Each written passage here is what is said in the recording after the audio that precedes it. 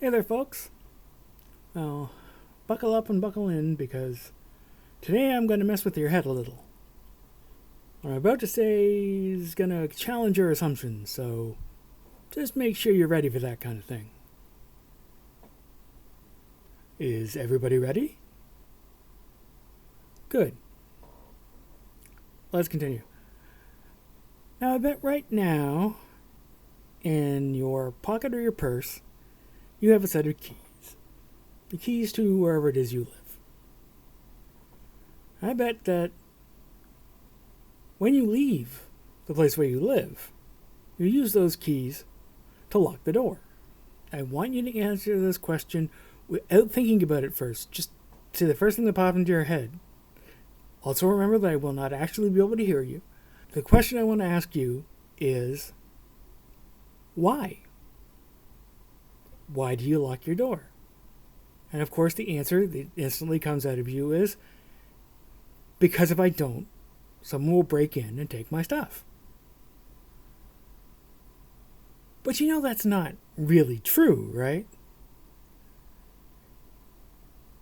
The real answer, the real logical, probable answer is that absolutely nothing would happen if you didn't lock your door.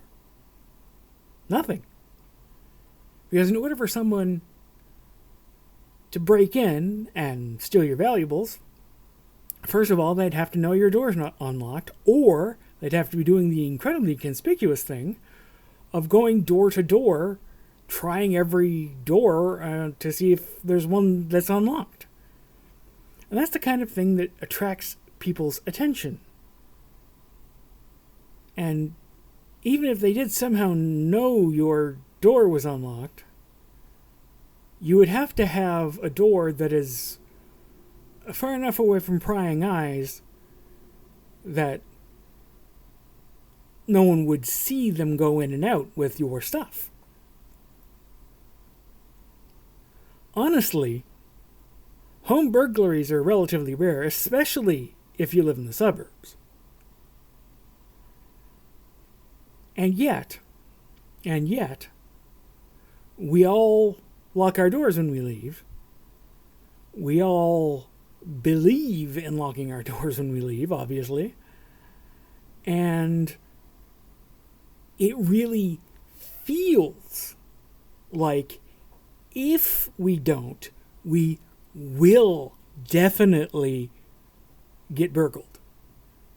If you were out and about and suddenly realized you hadn't locked the door when you left, you'd feel incredibly vulnerable.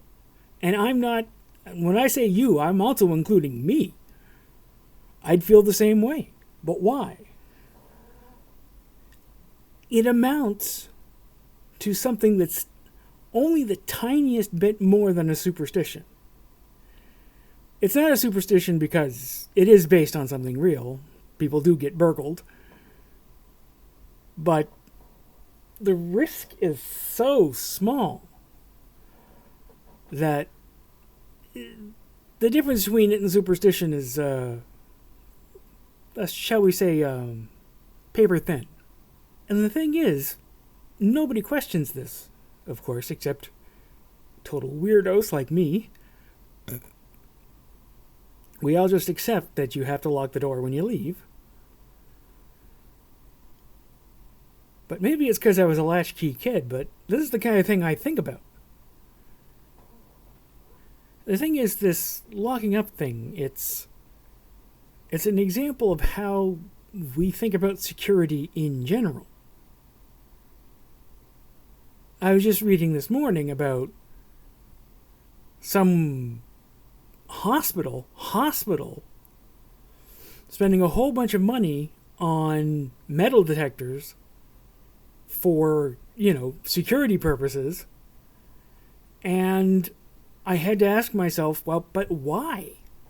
Like, seriously, that money could be going to saving lives. Instead, it's going to this ridiculous security theater that I guess makes people feel better, but the odds of an armed person attacking any given point is extraordinarily low, this does not happen much. You are far more likely to die of far more boring things. Car accidents, for one. And yet, we're going to waste money on the TSA and metal detectors and not being able to take fluids on planes and all kinds of BS. Why? Not because we're actually in danger by the things, but because we're scared by them.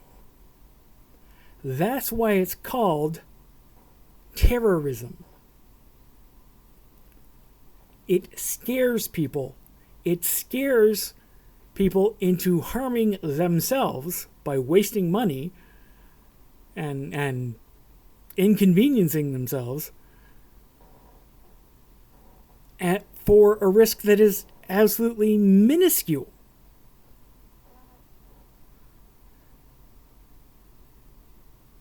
And we do this over and over again. We'd be a lot better off if we were able to just include probability in our calculations as to what's worth spending our security money on. I mean, most of what we spend it on is an absolute complete and utter waste. And we'd be better off, say, making the planes safer or bigger, nicer. Now here in Canada, it's not that big a deal because we don't go for this security bullshit in the big way that the Americans do, but it's still a problem. It's still a waste of money. It's still pointless paranoia.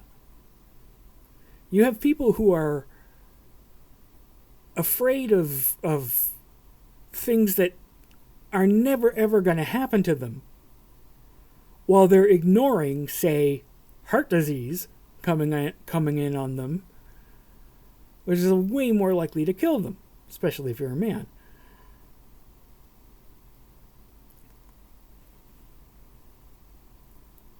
We would be healthier, smarter, and way less stressed if we just learn to separate how scary something is from how likely it is.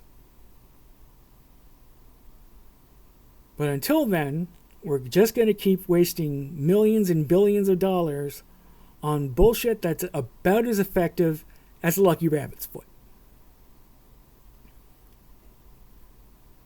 Guess that's all from me for today, folks. I will talk to you nice people again tomorrow. Bye-bye. Alright, let's get this done. If you like this video, please like and subscribe. Or if you hated this video, please like and subscribe. Or if you didn't even really care, please like and subscribe. Just like and subscribe. No matter what, I don't care. I just want the money. Not sure where I'm going with all this, frankly.